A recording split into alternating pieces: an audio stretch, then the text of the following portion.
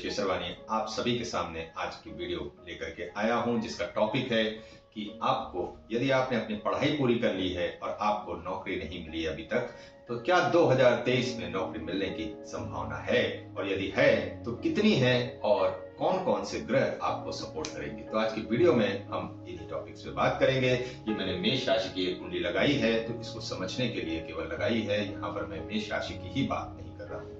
तो यहाँ पर आपको किसी भी कोई भी राशि हो सकती है, वो मेष से लेकर के मीन पर्यंत तक आपकी कोई भी राशि हो सकती है। और यहाँ पर देखते हैं कि 9 ग्रह यहाँ पर हैं और बाकी 3 आपके आउटर जो प्लैनेट्स हैं, जिनमें यूरेनस, नेपच्यून, प्लूटो, इनकी भी जो है गणना की जाती है। तो यहाँ पर इनका जो महत्वपूर्ण प्रभाव पड़ता है वो आपको किस प्रकार से प्रभावित करेगा। अब यदि बात करें मेष राशि को एक कंसीडर करें इस कुंडली के लिए, तो यहाँ पर हम शुक्र ग्रह, बुध ग्रह और शनि ग्रह को सबसे ज्यादा महत्वपूर्ण जो है मानते हैं, क्योंकि ये तीनों ग्रह किसी की भी व्यक्ति के लिए जो प्रोफेशनल लाइफ है उसके लिए काफी हद तक महत्वपूर्ण योगदान निभाते हैं। अब यहाँ पर अगर आपने अपनी पढ़ाई अभी पूरी की है 2021 में, 2022 में, तो या तो आप नौकरी करेंगे या फिर आप व्यापार करेंगे। अब नौकरी करेंगे तो उसमें भी 2 कंडीशंस होती हैं कि आप सरकारी नौकरी करेंगे या फिर आप अपनी किसी भी प्राइवेट कंपनी में जॉब के लिए अपना जो महत्वपूर्ण समय है और योगदान है वो निभाएंगे। तो आपको कौन सा क्षेत्र मिलता है, इसके लिए सूर्य और चंद्रमा की जो पोजीशन है इसको आप अपनी जन्म कुंडली में जरूर देख लें। तो मित्रों, यहाँ पर 4 कंडीशंस की मैं बात करूंगा और चारों कंडीशंस में आपकी कौन सी कंडीशन आपको नौकरी दिलाने की क्षमता रखता है और कौन सी कंडीशन आपको नौकरी से वंचित करने का भी योग बनाता है, योग निर्मित करता है, उसकी भी बात करें।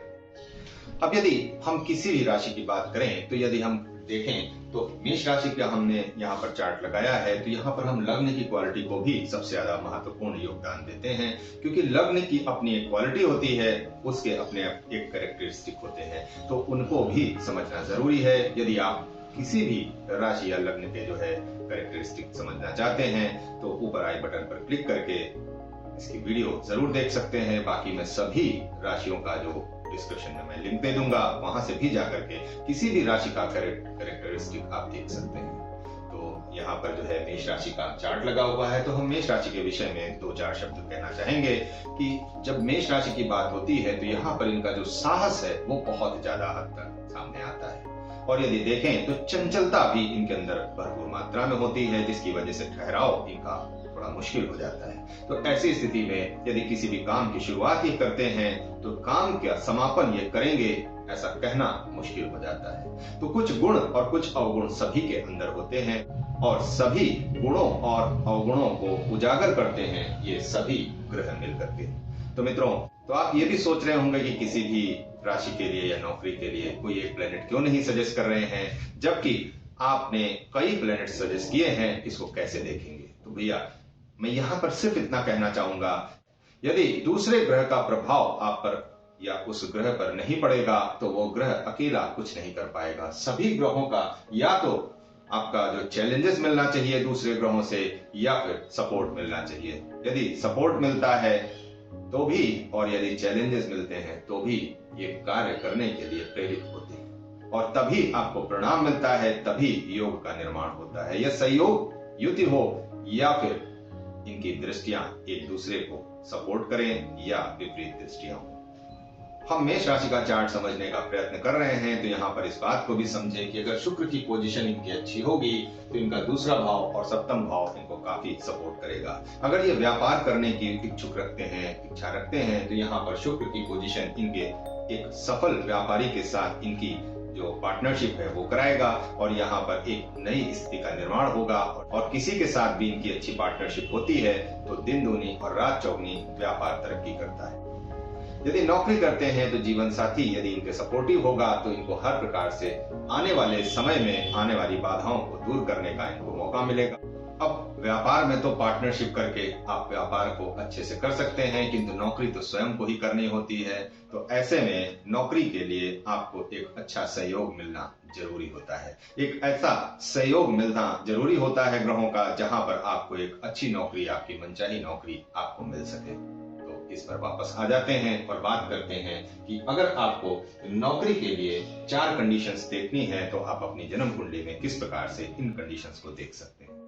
यदि आप कंफ्यूज हैं कि मेष राशि वालों को या किसी भी राशि वालों को किस क्षेत्र में नौकरी करना चाहिए, तो नीचे डिस्क्रिप्शन में मैंने पहले भी बताया कि लिंक है, आप वहां जा करके उसकी वीडियो जरूर देख लें। मित्रों, किसी भी जन्म कुंडली के लिए शनि ग्रह का अच्छा होना सर्वाधिक जरूरी होता है, क्योंकि नौकरी के लिए सर्वाधिक जो महत्वपूर्ण ग्रह होते हैं वो शनि ग्रह होते हैं। यदि शनि ग्रह किसी की कुंडली में बहुत बुरा परिणाम दे रहे हैं तो यहाँ पर उनको नौकरी में अनेक समस्याओं का सामना जरूर करना पड़ता है। ऐसी स्थिति में यदि शनि ग्रह किसी भी जो व्यक्ति है उनकी कुंडली में अगर अच्छी स्थिति में है, अच्छी पोजीशन में है, अच्छे भाव में बैठे हुए हैं, तो वो उनको अच्छा परिणाम देने की क्षमता रखते हैं। तो यहाँ पर ये सबसे ज्यादा जरूरी हो जाता है कि शनि ग्रह आपके अच्छे हो।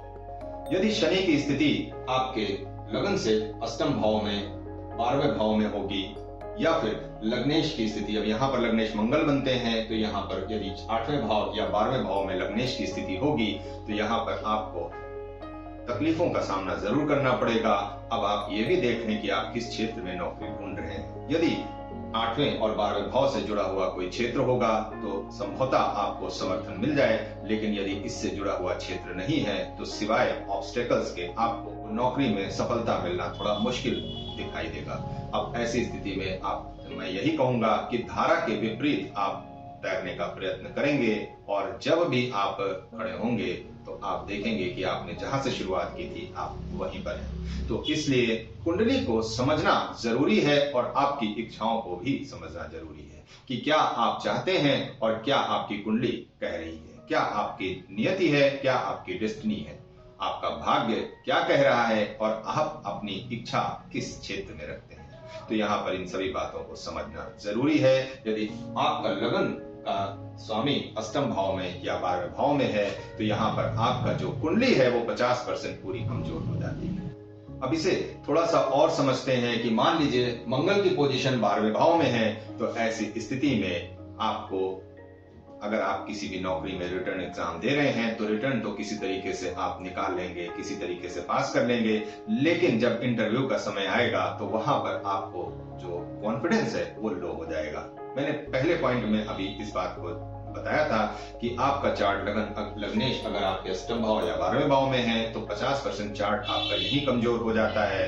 शनि की पोजीशन और मंगल की पोजीशन यदि खराब हो तो 50% चार्ट आपका यही खराब हो जाता है।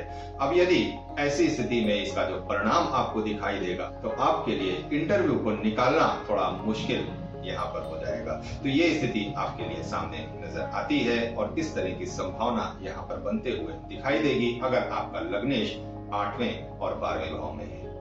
अब यदि आप 2023 में सरकारी नौकरी या नौकरी प्राप्त करना चाहते हैं, उसकी इच्छा रखते हैं, तो आपको अपने जन्म कुंडली में शुक्र देव की पोजीशन सबसे ज्यादा महत्वपूर्ण योगदान दिखाएगी। और आपके अपनी जन्म कुंडली में शुक्र की पोजीशन देख लें, यदि वो दूसरे भाव में है, छठे भाव में है और 10वें भाव में है, तो ये आपको नौकरी दिलाने का एक सहयोग बनाने की क्षमता रखते हैं। किंतु यदि ये 10 डिग्री के आसपास आपके इन भावों में दिखाई देते हैं तो यहाँ पर जो है सूर्य की पोजीशन फिर उसके बाद आपको जरूर देखनी है। अगर सूर्य की पोजीशन भी आपको अच्छी दिखाई देती है, इसमें आपको दूसरे भाव, छठे भाव, 7वें भाव, 10वें भाव और 11वें भाव के रिजल्ट मिलते हुए दिखाई देते हैं, या सूर्य आपके 11वें में बैठे हों, 10वें में बैठे हों या दूसरे में बैठे हों, तो यहाँ पर ये स्थिति आपके लिए एक सरकारी योग का निर्माण करते हुए दिखाई देगी। यदि सूर्य पंचम भाव में बैठ जाए या फिर सूर्य द्वितीय भाव में बैठे और शुक्र की पोजीशन आपके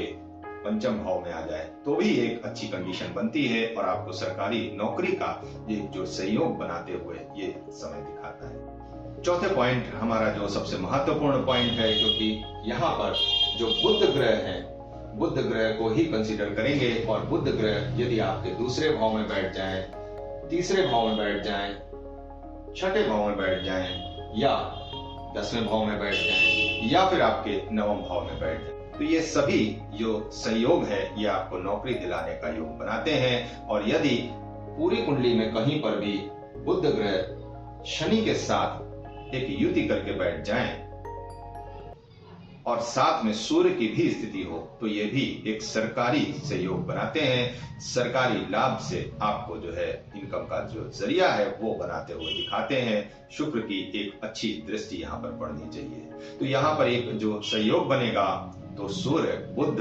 शनि और शुक्र ग्रह, तो ये यहाँ पर एक अच्छा योग निर्माण करेंगे और यहाँ पर आपको सरकारी नौकरी दिलाने की पूरी क्षमता इन चारों ग्रहों के पास यहाँ पर दिखाई देती है। तो 2023 में आप नौकरी प्राप्त करें, हमारी यही शुभकामना है। और इसी शुभकामना के साथ मैं आज की वीडियो यहाँ समाप्त करता हूँ। मिलते हैं अगली वीडियो में, तब तक के लिए नमस्कार।